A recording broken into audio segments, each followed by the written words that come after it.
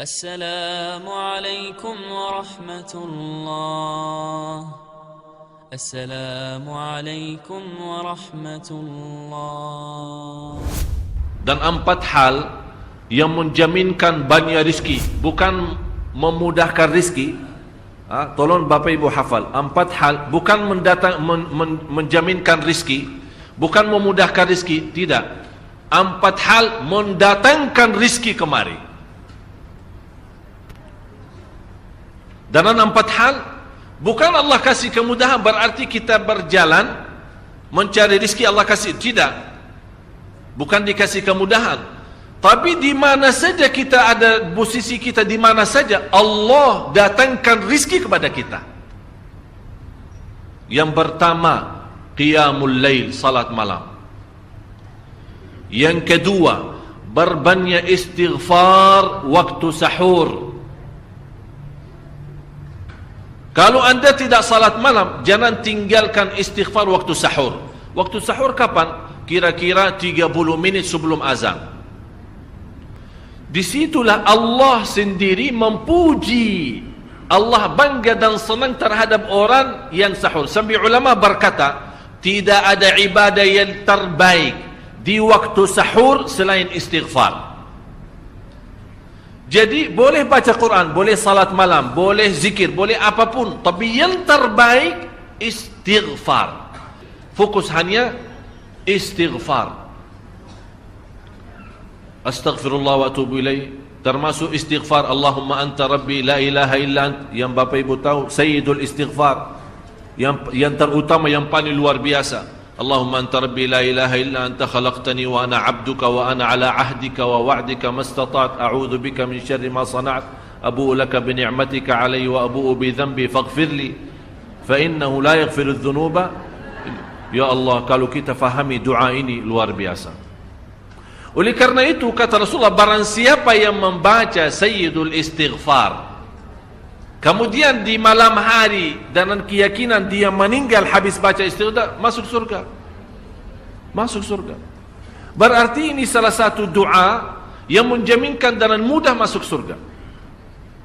Jadi 4 hal yang mendatangkan rizki, bukan kita mencarinya, dia yang datang kemari. Apalagi saat mencari lebih mudah. Qiyamul lail, salat malam. Tapi dalam bahasa, mohon maaf Bapak Ibu, dalam bahasa Arab disebut qiyamul lail, bukan salat. Tapi kalau diterjemahkan dalam bahasa kita salat.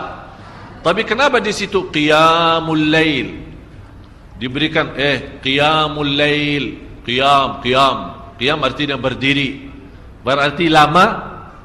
Saking lama berdiri dikaitkan jadi qiyamul lail. Qumil laila ya ayyuhal muzammil. Apa terus? Qumil lail, berdirilah saat malam. Berdirilah, bukan salatlah malam, tidak. Berdirilah malam hari. Itu dahsyatnya di situ berdiri. Qiyamul lail. Yang kedua, berbanyak istighfar. Yang ketiga, berbanyak sedekah. Sebenarnya bukan istilah berbanyak sedekah. Kadang-kadang orang bersedekah 100 juta, udah saya sudah bersedekah 100 juta. Bukan itu.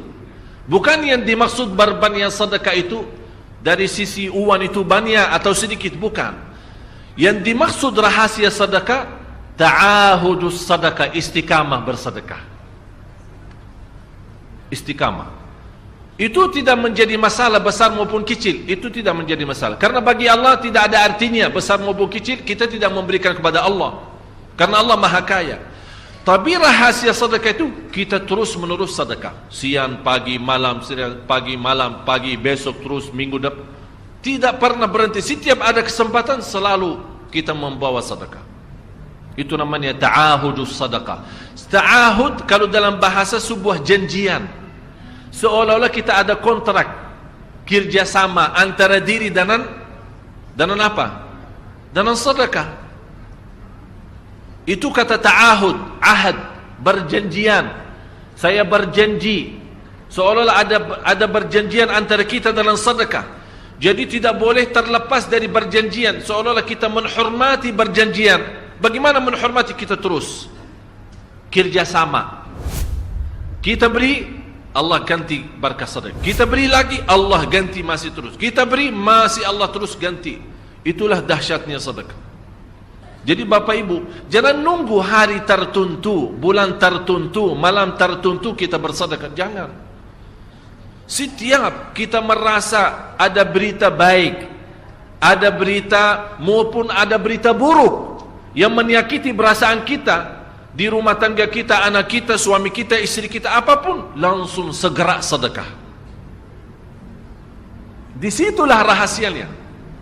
Ikatkan seolah-olah kita sudah membuat perjanjian antara diri dan sedekah.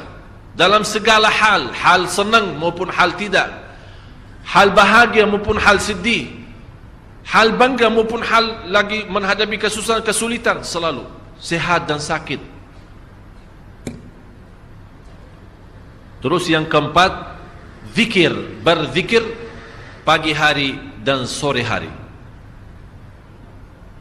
Berzikir pagi hari dan sore hari.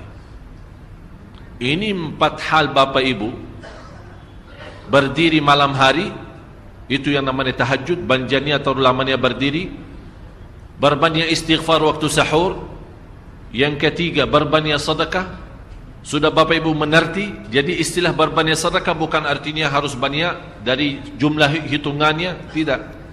Yang keempat adalah berzikir di pagi hari maupun petang hari. Amman huwa qanitun ana al-laili sajidan wa qa'ima. Sajidan wa qa'ima. Jadi Bapak Ibu, saat kita berdiri lama, walaupun baca satu ayat, diulangi berkali-kali, walaupun baca surah pendek, tapi diulangi berkali-kali, tidak menjadi masalah. Bapak Ibu hanya hafal qulhu. Qulhu dibaca 3 kali, pahalanya seperti baca Al-Quran 30 juz. Ada seorang salih mengajak kawannya, sudah mendekati subuh, ayo bangun salat malam dan baca sepertiga Al-Quran. Langsung orang itu menjawab, bagaimana saya baca, sebentar lagi mau azan. Bacalah qul huwallahu ahad. Salat malam dan qul huwallahu ahad.